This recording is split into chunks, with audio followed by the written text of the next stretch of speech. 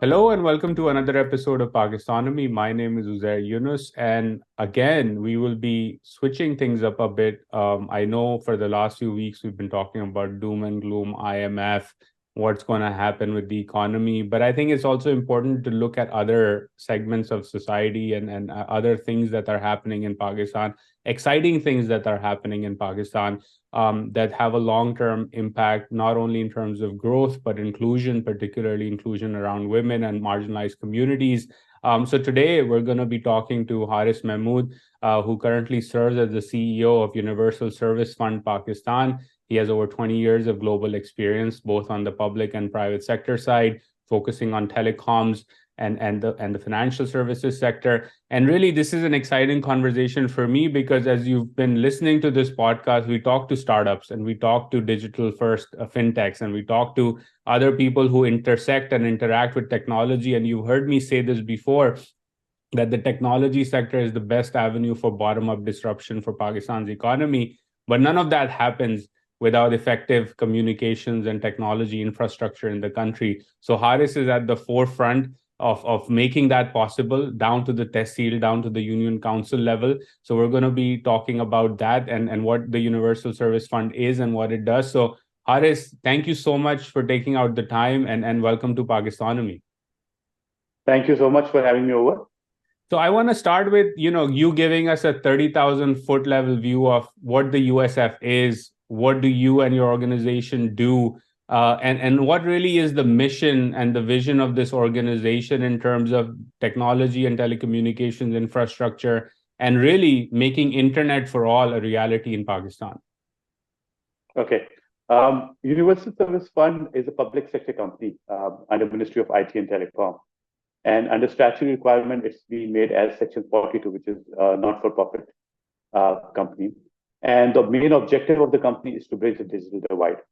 As all of us know that, technology has taken everyone by the storm, and the telecom sector has a phenomenal growth in the last couple of decades. But we have always seen there are still people who are left unconnected. And the major reason is that because the commercially it's not viable to connect everyone. So for that, they have ITU has advised all the countries to establish a fund under different authorities or ministry. And in our case, in Pakistan, it's Ministry of IT and Telecom.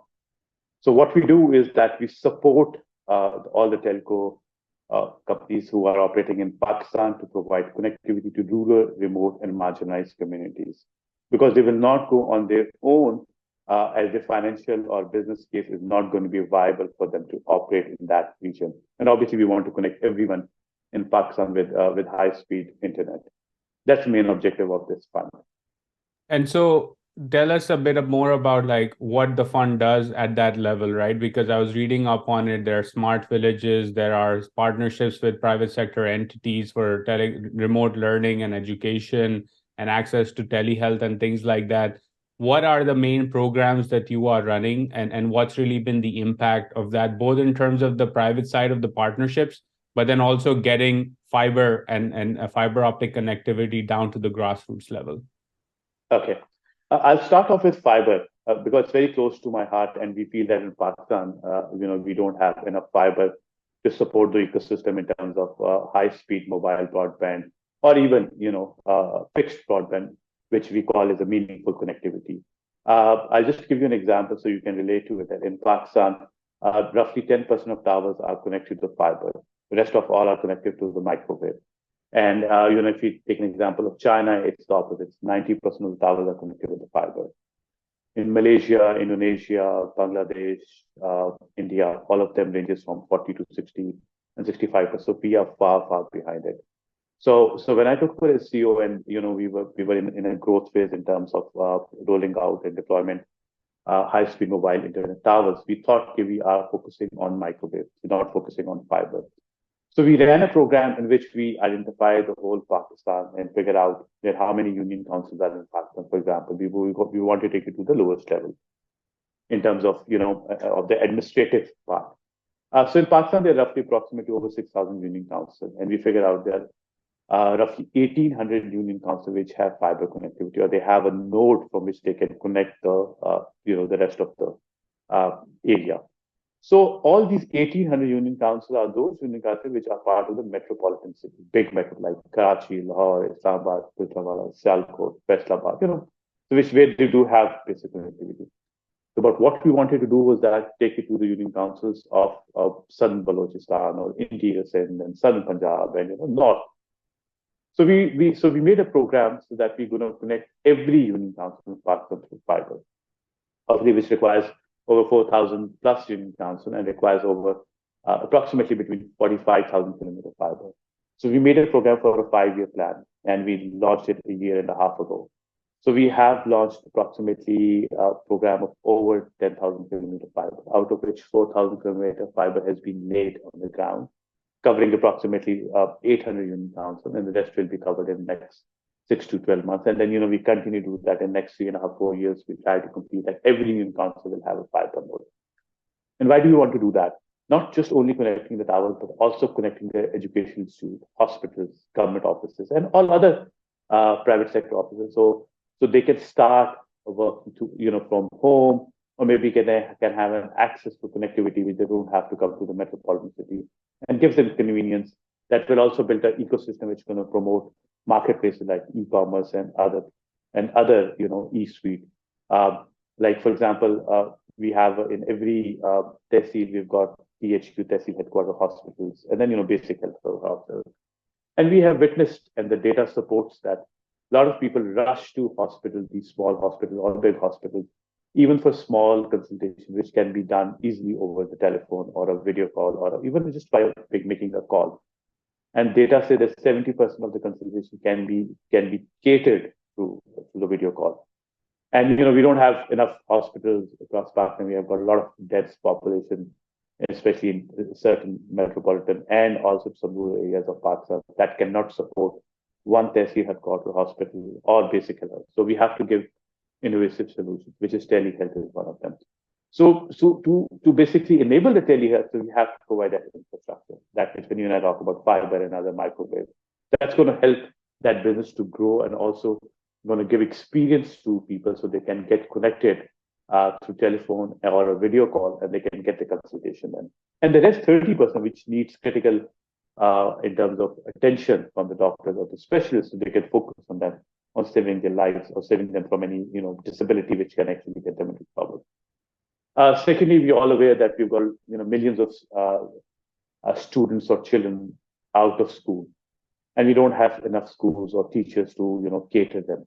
So we have to come again with innovative solutions, like we can start with e-education, maybe one school that can bring all those children together and can connect them to the good primary or secondary school, that they can actually start giving exposure of what school is, in terms of maths, in terms of science, in terms of basic things. So they get interest, and we can see that people who are interested, we can actually start coming to schools and then can learn. So that's also another example that's going to help, and it's enabling people over there. And especially the COVID, that has pushed us and also made us realize that if we have a good internet connection, this e-education and e-health or telehealth, what we call, can work wonders.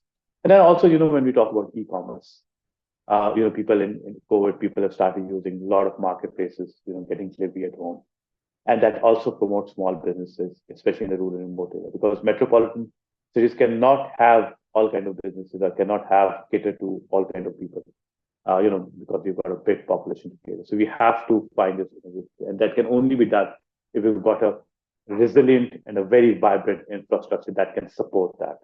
So that's what we are focusing on fiber to get that. And along with that, it's also important that we also promote, financial inclusion. That can also be done. If we have the infrastructure, because our formal economy is 350. Before you go towards financial inclusion, which is what I want to talk to you about as well, just in terms of, you mentioned 6,000 union councils, getting into the grassroots is the priority. What do the economics of rolling out fiber in Pakistan look like, right? Because one of the things that a lot of people raise, like, this is not related to fiber, but I'll give you an example, is road connectivity. And when you talk to people about road connectivity, they're like, "Yeah, sadke bana ke kya hoga?" Right? And I have to explain to them that without farm to market roads, for example. A lot of Pakistanis that listen in are from Houston or have been to Houston, both within and outside Pakistan. And I always remind them that if you look at the roads outside of Houston, they're called FM 1200 or whatever, right? FM stands for farm to market. So without farm to market connectivity with those basic roads, you don't have commerce, you don't have inclusion, you don't have higher incomes. And the internet is the same. If you don't have fiber optics, all the things you described are not possible, right? So just give us a sense of like, what does it cost to achieve that vision, and what the broad ROI would look like in terms of the inclusion and economic growth that then funnels into the very grassroots levels of Pakistani society. Okay. In the rural and remote areas, there's no business case.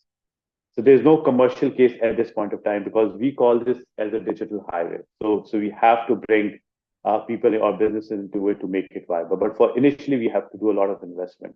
It's not only capital intensive, but it's also labor intensive as well. And there are a lot of challenges in terms of deploying fiber because of the right-of-way issues, which the government has very seriously taken and made a very comprehensive right-of-way policy to facilitate that.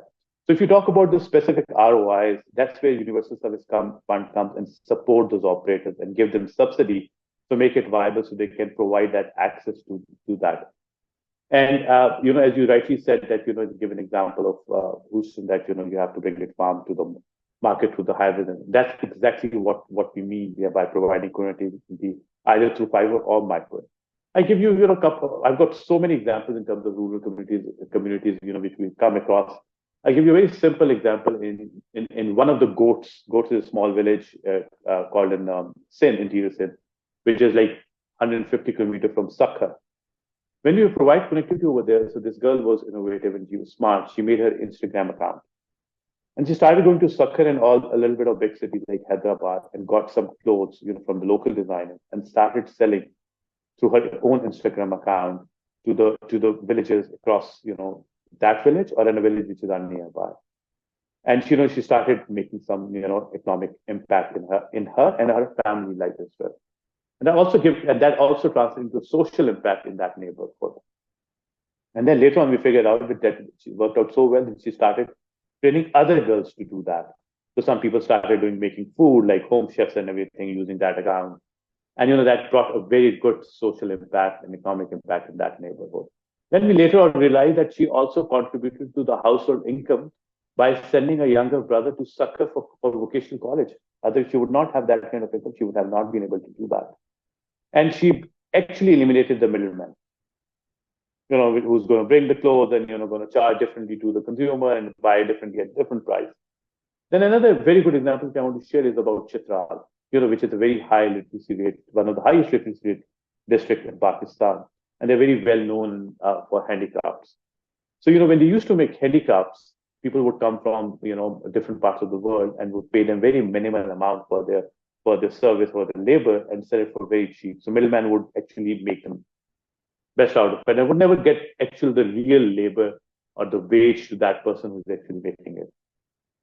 So when we provided connectivity to Chitral and we made a program with Facebook called She Means Business, which we trained the entrepreneurs how they can marketplace their products through Facebook. And she started doing it. And she was actually getting the real the amount what she actually deserved. And how she's getting money is that through financial inclusion because of the mobile wallets, which has been done by Easy Paisa and JazzCash. Because the connectivity gave them that edge that they not only they can market the place, but they can actually get the money which they actually deserve. They gets the order from either Peshawar or Islam or somewhere else. So that's why they play a very critical role. And until we don't build that a digital highway, which we call, and which I very strong advocate about it, is that we will not be able to get the financial inclusion, also in terms of the women empowerment. Because that's what they actually get the support and something which they can do things from their homes, from their social class, if we don't let them do things. And connectivity gives them that kind of a leverage that they can do it by sitting home and can impact socially and economically, not to themselves, also to the families and the neighborhood. So following up on that, right? I mean, you get access to telehealth, online education, commerce, and that's really transformative. One of the markets I really look at right across the border is India in terms of their digital acceleration and the digitization that's happened. I was recently there, and you would see like panwalas accepting QR codes, right? But none of that happens without that infrastructure that we're talking about here. But an interesting thing that happened over there also was that you had companies like Flipkart that were, really began as a mobile phone online shop, basically, right? They were giving cell phones to the entire country online. But then Geo Reliance stepped in and really transformed the 4G landscape over there. Where does the private sector, in your view, in Pakistan come in terms of really transforming the country's digital journey the way the Indian companies have? And what are some barriers that you see across that ecosystem that perhaps, if they were tackled bit by bit, accelerate this whole transformation that you're talking about in Sindh, in Chitral, and other parts of Pakistan? How do we make that exponential and take it to the next level? Like, what needs to happen in this ecosystem?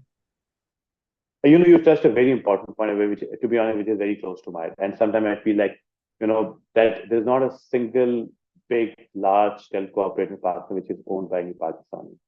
All of them are international operators. That's where they make a big difference when you compare with India and Pakistan. I wish if we had one of the big business conglomerate or big empire, owning one of the telcos, things would have been different. Because obviously, when you have the interest, which is the local interest of an entrepreneur living in Pakistan, working for Pakistan, would have a different impact. At this point of time, all the four operators have an international shareholding, and their more interest is obviously return on equity, shareholder values, and everything. And that's where they cannot have that kind of influence on the government in terms of policies as well, which can be more beneficial for them. Because whenever the management comes for a certain period of time, and they have a certain stake, not as the shareholder stake, as someone who can actually own it. And that's where actually India has transformed it. Unfortunately, in Pakistan, it's a deregulated sector and it's run by the private sector.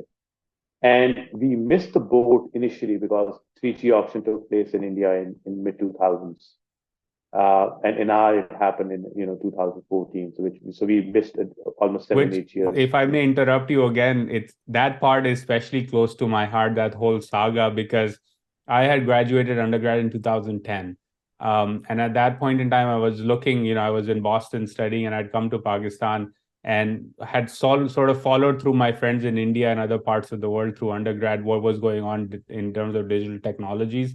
And we had thought, we'll start like a direct to consumer startup, and expecting the 3G rollout to really be as fast as what was going on across the border. But it never happened. So in 6 months' time, we were just like, look, the uptake is really not the same.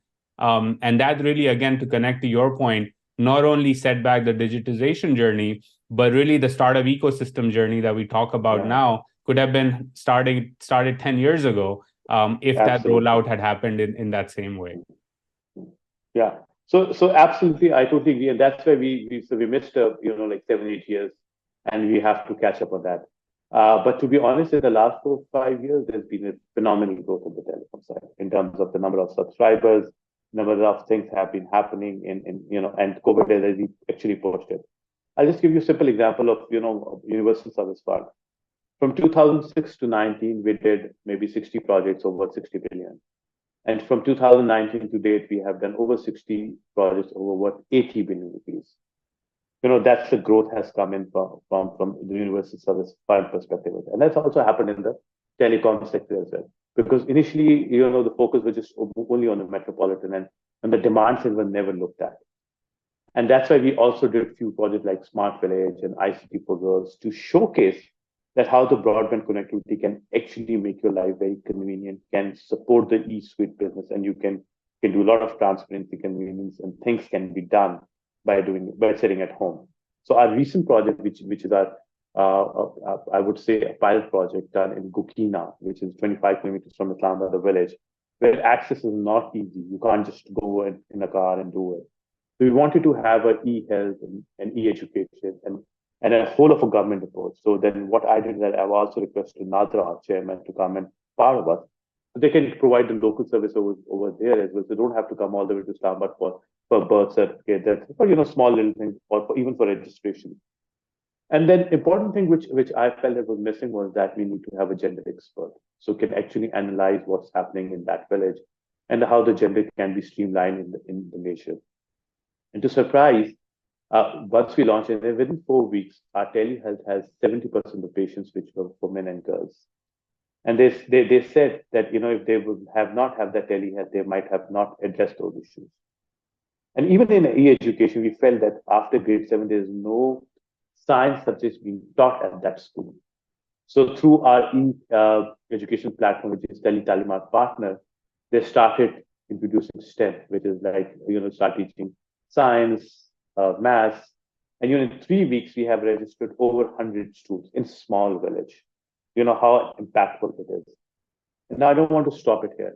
What I'm trying to do is that I'm going to bring Daraz, I'm to bring jazz and food by network. So that's how we see there's option of marketplace and entrepreneurship in that village, like home chefs. So Daraz or can train them in case of any marketplace, and food panda can use home chefs for the neighborhood only, so they can have an economic prospect in house where in Pakistan our culture, women and girls make very good food and they can actually start selling it. So that's what we intend to do there. So we have to bring the ecosystem together in which the whole value chain is being integrated.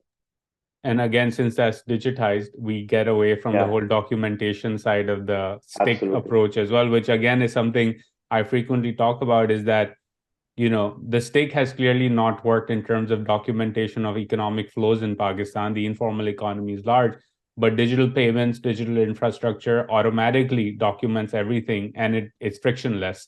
So it's right there, right? If you're doing home chefs through Food Panda, you can get at the PIN code level the flows of the economic transactions that are occurring and get a sense of what the actual economic value being created in a union council, in a village, or whatever is. And I think that's, again, an important thing to think about.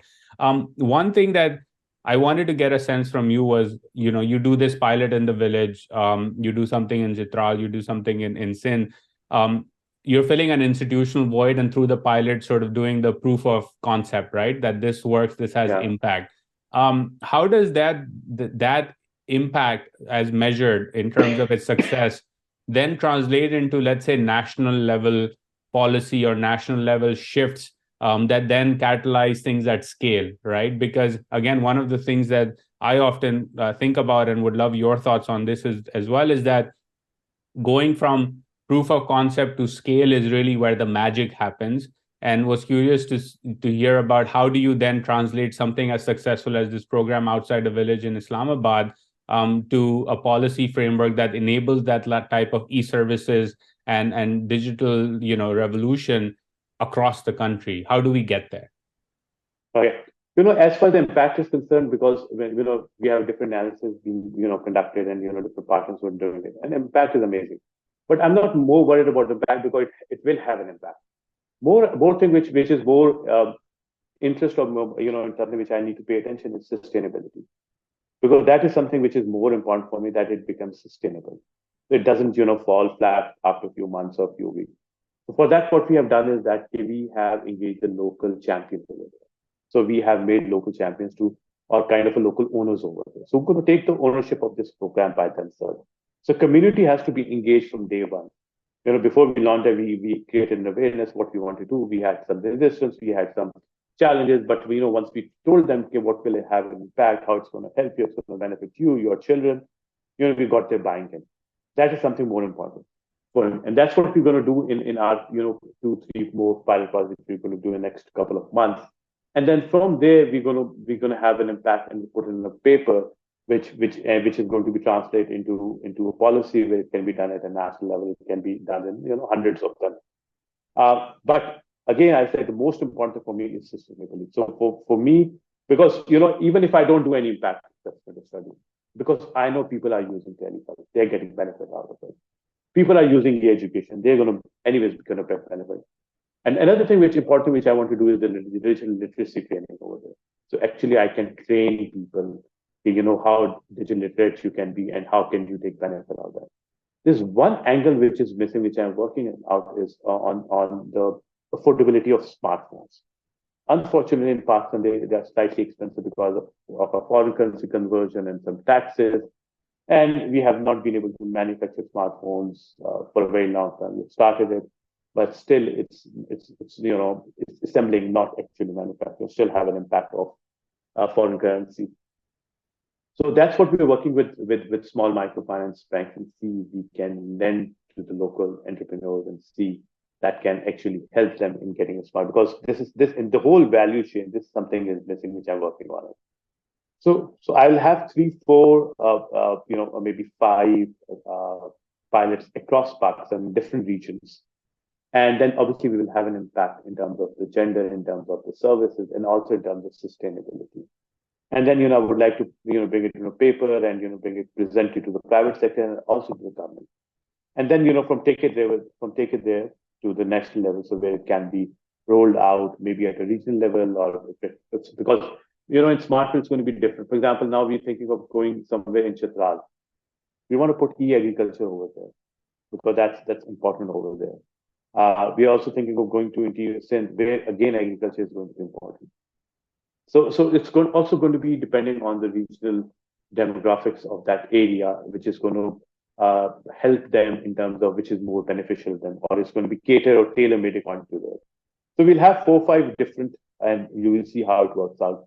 And from there, we're going to take it to, inshallah, put it in the paper and make it in the policy level. We'll not leave it just to the government. We want the public sector to come and play the role with the community over there.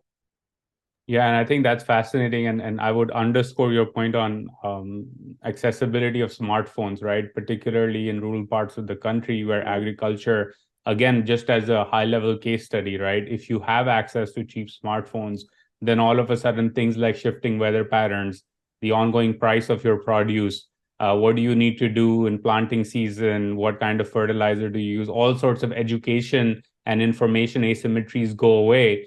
Which then has an impact on things like yields in terms of farmer incomes, in terms of access to credit. Yeah. And all of those things are, again, given where we are at this point in time with food inflation and food insecurity, those are real solutions, right? In terms of getting the yields up, getting farmers more money in their pockets so then they can invest more in the land that they grow stuff on. And again, I agree with you. None of that is possible without telecoms infrastructure and access to cheap smartphones. One of the last questions I had for you was... Sorry, that's why I call telecom as mother of all sectors.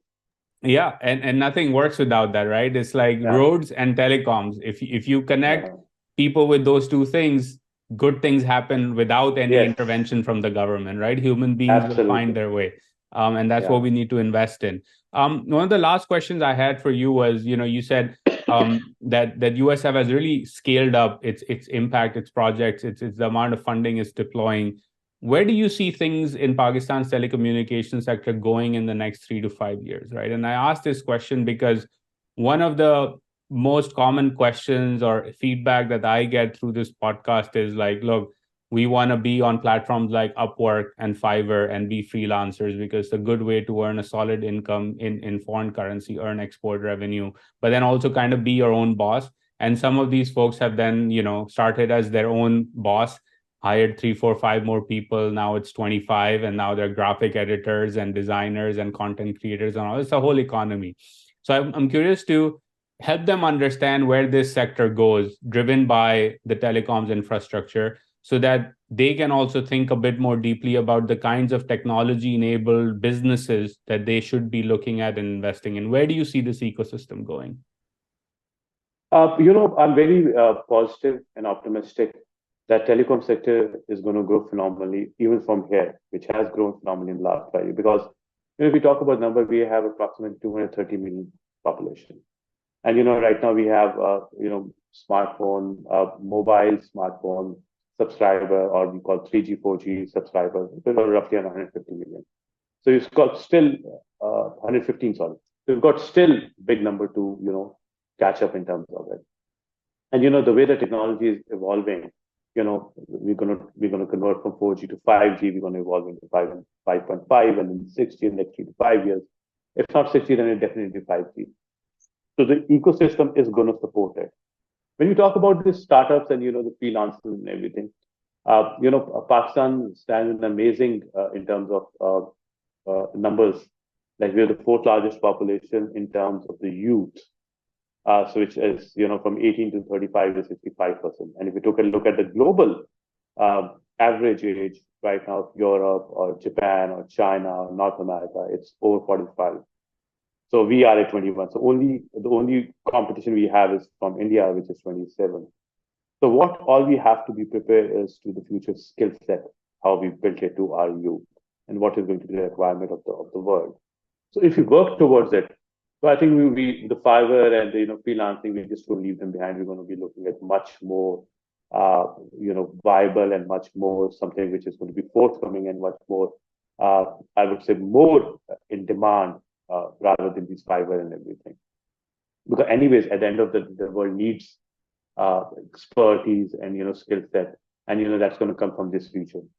So I think we just have to give direction to the youth and be ready for that time, and we have the right skill set to actually cater to the world demand.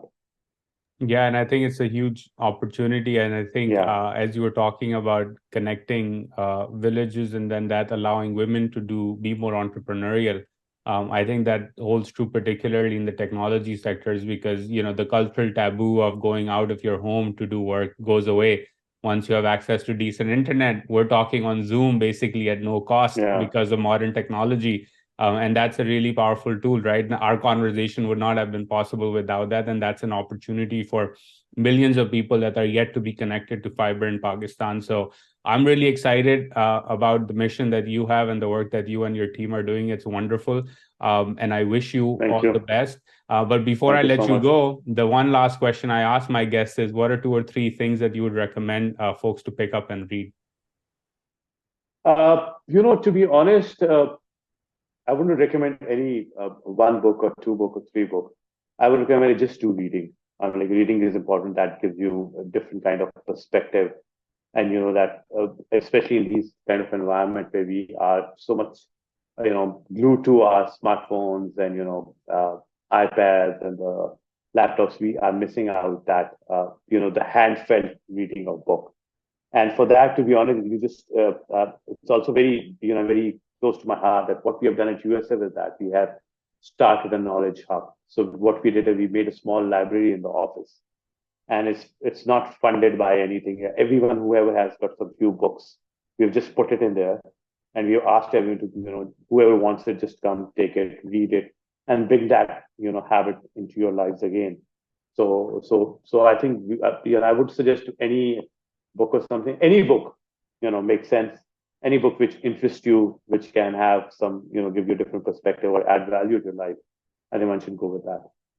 Well, thank you again for your time and for the wonderful work you're doing. I'm excited by everything that we've talked about that's going on. And again, as I think both of us agree, technology access, cheap technology access is transformative. I think it's worth the investment. It's worth the effort. It's worth getting fiber to the last mile of people. And that's the way to transform this country. So thank you for all your work and the work that your team is doing. And thank you for your time today.